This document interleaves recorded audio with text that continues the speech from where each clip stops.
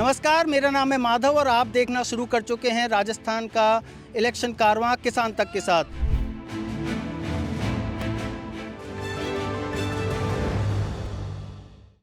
किसान तक अपने इलेक्शन कारवां में आज भरतपुर पहुंचा है।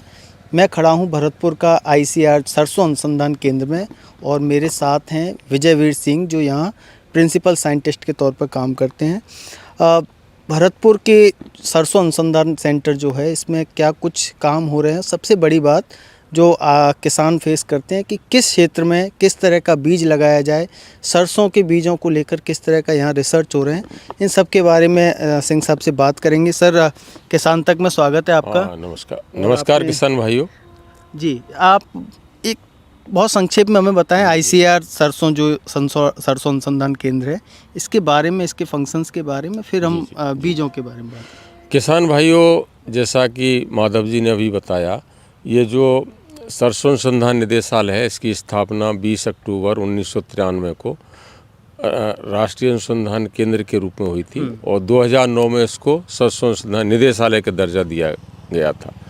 जैसे कि आप लोगों को पता है कि जो ये सरसों अनुसंधान निदेशालय है, इसके जो मुख्य कार्य किसानों तक ये हैं कि विभिन्न परिस्थितियों के लिए और उन्नत जो किस्में हैं उनका विकास करना है। आपके जो तरह तरह की जो तकनीक हैं उनका विकास करना है, जिससे कि बीमारी हैं आपके और जो ताप या आपके सूखे का जो प्रकोप है उसको कम किया जा सके। प्रजनक बीज का उत्पादन करना है विभिन्न वैरायटियों का। इसके अलावा डिफरेंट जो स्टेक होल्डर्स हैं, अपने जो किसान हैं, आपके KV के हैं, उन सबको मास्टर ट्रेनर के रूप में डेवलप करना, जिससे कि जो सरसों की उत्पादन तकनीक है वो किसानों तक पहुंच सके। और जो सरसों का जनन द्रव्य है उसका संरक्षण करना, उसका यूज़ करना। तो ये मुख्य रूप से इसके कार्य हैं। अगर आप जैसे सरसों की उन्नत किस्मों की बात करते हैं तो किस तरह के बीज अभी चलन में है सर सरसों के? देखिए, इसमें जो मोटी बात यह है कि कोई भी एक किस्म है सभी परिस्थितियों में एक जैसा उत्पादन नहीं दे सकती है। किसी भी किस्म की जो उत्पादन क्षमता है, मोटी रूप से 4-5 बिंदु हैं जिस पे कि निर्भर करती है। जैसे कि वहाँ की जलवायु क्या है, पानी की उपलब्धता किसान पर है या नहीं है, भूमि का प्रकार क्या है, और अपनाई गई जो कि वैज्ञानिक तकनीकें हैं वो किसान कर रहा है कि नहीं कर रहा है। तो ये सारे जो है ये बिंदु हैं, इन पर निर्भर करती है। अगर किसान को बोनी है कि समय से बुवाई करनी है और उसके पानी की पूरी उपलब्धता है, तो किसान को ये देखना है कि सबसे जो उच्च उत्पादन क्षमता वाली किसान लें। जैसे कि हमारी एरिया में गिरिराज किस्म है, ये बड़ी अभी पॉपुलर किस्म है। भरतपुर क्षेत्र में है, धौलपुर क्षेत्र में है, आपके अलवर क्षेत्र में है, आपके उत्तर प्रदेश में भी है, मध्य प्रदेश में भी है। आप ये कह सकते हैं कि पूरे जो उत्तर भारत है उसमें गिरिराज किस्म का अभी कोई वो नहीं है। और उसकी जो उत्पादन क्षमता है आपके 25 से 26 क्विंटल प्रति हेक्टेयर तक किसान आराम से ले सकता है। और कोई अगर बढ़िया तकनीकें ले ले तो आपके 30 क्विंटल से ऊपर भी ले सकता है। तो आपके गिरिराज किस्म है, ये एक RS 749 है जो हरियाणा से निकली हुई है। आपके NRCDR 2 थी, बात कर सकते हैं। NRCDR 2 थी, तो वहाँ से भी निकली है। ये कुछ किस्में अगर किसान भाइयों जैसे संकर किस्म में भी निकली हैं, तो हमारे भरतपुर में ही सबसे पहला जो संकर किस्म लाहा की निकली थी वो NRCSB 506 थी। तो वो भी हमें ये गौरव प्राप्त है। और उसके बाद में और भी संकर किस्में निकली हुई हैं, कई स्टेक होल्डर्स निकाली हैं। अगर किसान भाइयों के पास में पानी की कमी है, मान लो बारानी स्थिति है, तो वहाँ पे किसान को दूसरी किस्म लेनी पड़ेगी। जैसे कि आपके DRMR 116540, ये 2020 में आपके अनुशंसित हुई है भारत सरकार द्वारा। RS 725 है, आपके RB 50 है, आपके RS 761 है। ये 4 किस्में ऐसी हैं जिनको कि आप बारानी परिस्थिति में लेकर के बढ़िया उत्पादन ले सकते हैं। पानी की अधिकता है, पानी भरपूर है, वहाँ किस तरह? वहाँ पे जैसे मैंने आपको बताया, जैसे गिरिराज किस्म है, आपके RGN 73 है, आपके RS 749 है। ये आपकी ये किस्में जो कि समय से बुवाई करनी है और पानी भी काफ़ी। एक सर, किसानों के सामने आजकल सबसे बड़ा चैलेंज जो आ रहा है क्लाइमेट चेंज का, जलवायु परिवर्तन का। कहीं बारिश जल्दी होती है, कहीं बाद में होती है, कहीं बीच में सूखा हो जाता है। इस तरह की सिचुएशंस में किसान का जो बुवाई का टाइम स्पान जो है वो बढ़ता जा रहा है या कम होता जा रहा है, दोनों में से कुछ एक होता है। तो ऐसे वक्त में किसान कौन सी बीज बोए जिससे उसका उत्पादन प्रभावित ना हो? देखो किसान भाइयों, बहुत महत्वपूर्ण बिंदु है। कई बार ऐसा होता है कि जलवायु के हिसाब से बारिश हो गई, खेतों में पानी भर गया तो उसकी खेती पिछड़ गई, पानी नहीं सूख रहा है, तो वहाँ पे मान लो आपको नवंबर आ गया, आप समय से बुवाई नहीं कर पाए, या आपके ग्वार लगा दी, ग्वार नहीं पक रही है, बाजरा है, तो उसमें आपको ऐसी किस्म बोनी है जिसकी की जो पकाव अवधि है वो कम हो। इसके लिए आपको जैसे कि NRCS 101 किस्म है, अभी हमने 2 किस्में निकालनी है, ब्रजराज है और राधिका है।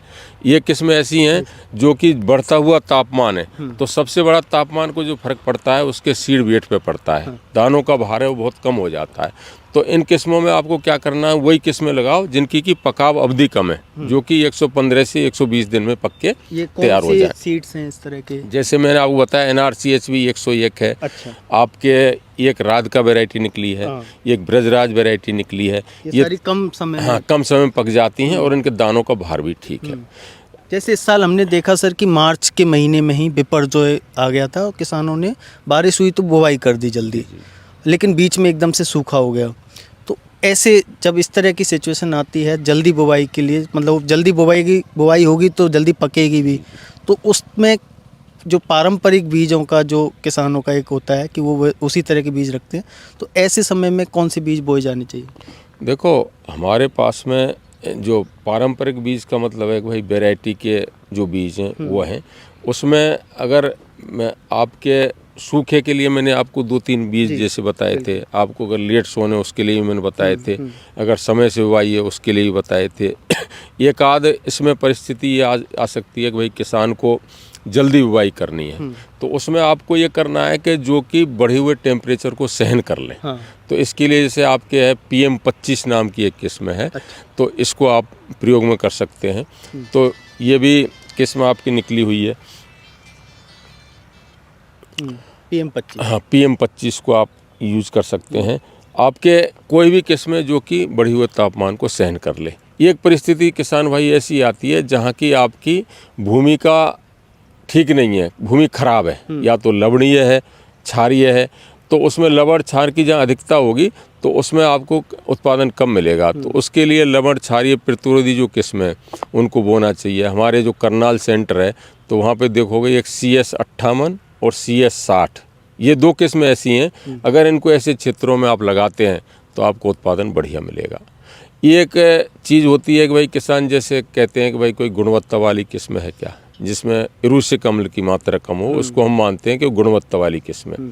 तो उसके लिए हमारे पास में PM30 और PM32, तो ये 2 किस्में आपके जो पूसा संस्थान है वहाँ से निकालिए, वहाँ कर सकते हो।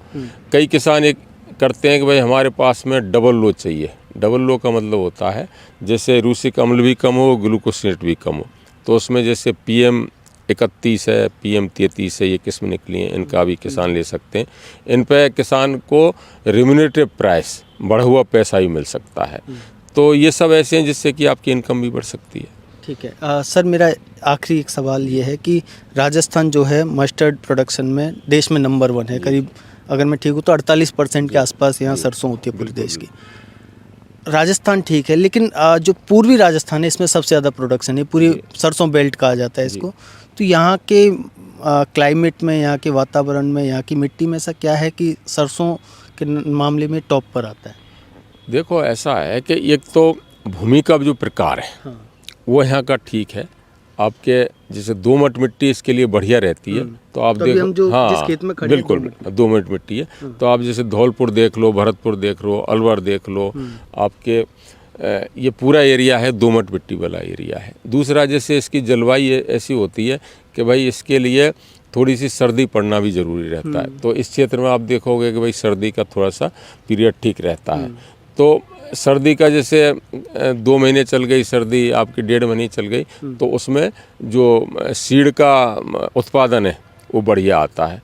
तो यहाँ पे कह लो कि यहाँ की जलवायु ऐसी है और भूमि का प्रकार ऐसा है जहाँ पे कि सरसों का उत्पादन बढ़िया रहता है, जो कि नहीं रहता है। जहाँ सर्दी बहुत कम दिनों की होती है तो वहाँ पे सरसों की जो उत्पादन है ना वो क्षमता घट जाती है, इसलिए पूर्वी राजस्थान को बढ़िया माना गया है। लेकिन जैसे आप हमें बता रहे थे कि नॉर्थ ईस्ट में भी सरसों को लेके कई तरह के प्रयोग चल रहे हैं जी। तो वहाँ का माहौल ज़्यादातर बरसात कभी भी हो जाती है वहाँ इस तरह का, और धान का ज़्यादा वहाँ प्रोडक्शन होता है, तो वहाँ आप सरसों को किस तरह से इस्टेब्लिश करने की कोशिश कर रहे हैं? देखो वहाँ पर जो नॉर्थ ईस्ट का जो आप पूछ रहे हैं वहाँ पे होता है कि भाई राइस फैलो के बाद में किसान क्या करे। हाँ।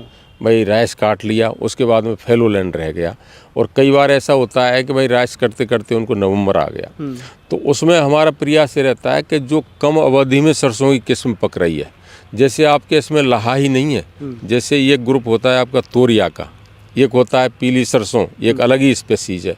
तो ये जो बीज हैं आपके पीली सरसों हुई, तोरिया हुई, और कम समय में पकने वाली आपकी लाहा की किस्में, ये वहाँ पर हम उनको पॉपुलर कर रहे हैं, हाँ एस्टेब्लिश हो जाती हैं। कई बार किसान ऐसा होता है जैसे धान खड़ा है उसमें मॉइस्चर भी है और धान को काटने से पहले ही सरसों की बिजाई कर देता है, तो सरसों उग जाती है और आपको धान को काट लेता है। तो ये दो तरह की तकनीक है कि वहाँ पे जो कम समय में पकने वाली जो किस्में हैं कि इन तीनों प्रजातियों की, उसको अपन पॉपुलर कर रहे हैं और किसान बड़ा उसका अच्छा रेस्पॉन्स मिल रहा है। सर आपने हमसे काफ़ी वक्त निकाला हमारे लिए, बहुत बहुत शुक्रिया।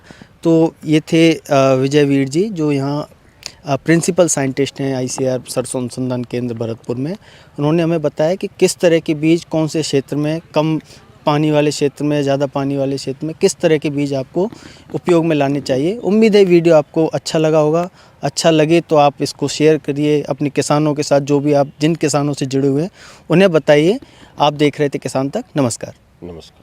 अगर ये वीडियो आपको पसंद आया है तो इसे लाइक ज़रूर करें।